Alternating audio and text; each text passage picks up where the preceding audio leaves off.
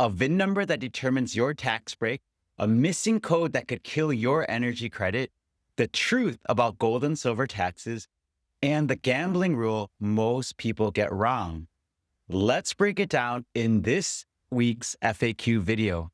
Welcome to the channel. I'm Stephen Lee, a CPA and a certified private wealth advisor.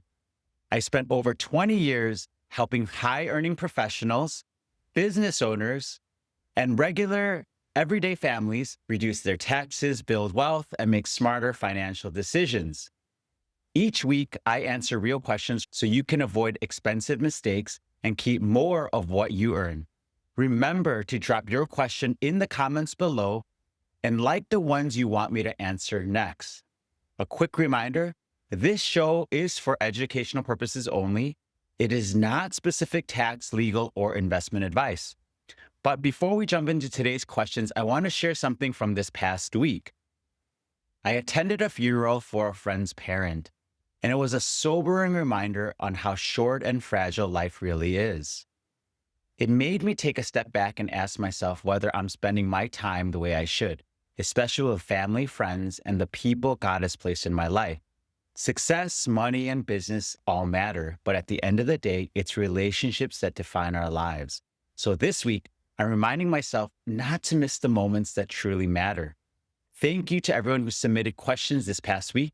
Keep them coming, and I'll do my best to answer them. Let's get into the first question. This question comes from @JDaz1791.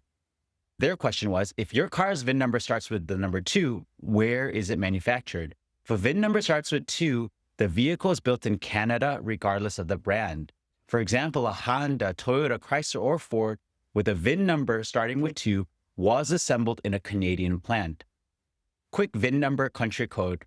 1405 equals US, 2 Canada, 3 Mexico, J is Japan, K is South Korea, W is Germany, S is the UK, and Z is Italy. Question 2, energy credits without a QMID. The question comes from @Delilah Munoz. Can you claim home improvement energy credits if you don't have a QMID?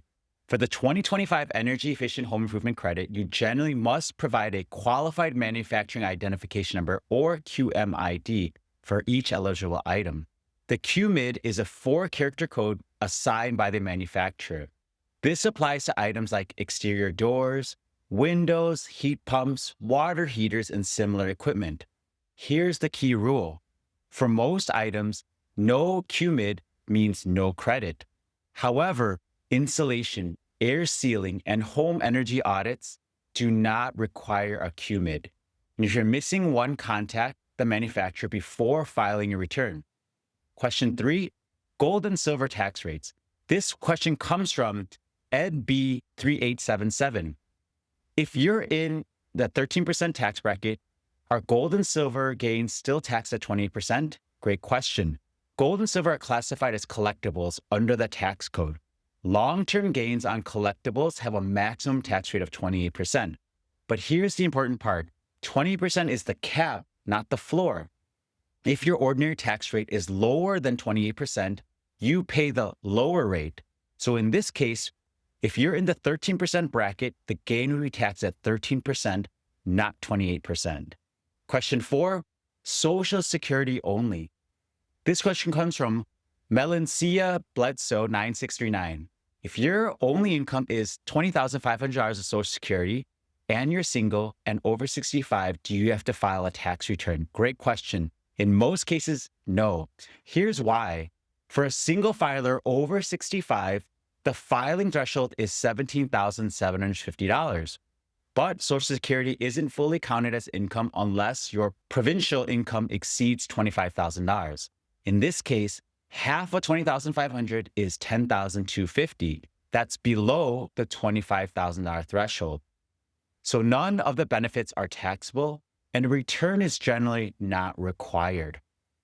Question 5, filing separately for senior deduction. This question comes from Anna Higgins 6071. Should a married couple file separately to get the extra $6,000 senior deduction?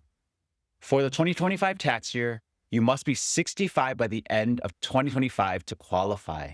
In this case, one spouse is 69 and the other is 65 in 2026. So for 2025, only one spouse qualifies. If you file jointly, you only get the $6,000 deduction for the eligible spouse. If you file separately, only that same spouse gets the $6,000 deduction. So filing separately does not create an extra deduction, and it may reduce other tax benefits. Question number 6, gambling without a W-2G. This question comes from Mr. Average 2000. If none of your sports bets trigger a W-2G, can you just report your net profit? The answer is no. You must report all gambling winnings as income, whether you receive a W-2G or not. The W-2G is only an information form when certain thresholds are met, but the reporting rule is broader than that. Here's how it works. You report total winnings as income. Then, if you itemize, you can deduct losses up to the amount of the winnings. You cannot simply report the net amount. Some key takeaways from this week's questions. First, your car's VIN number can affect certain tax deductions, and if it starts with a 2, it was built in Canada. Second, for home energy credits, you'll usually need a QMID or the credit may be denied.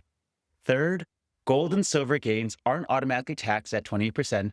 That's just the cap.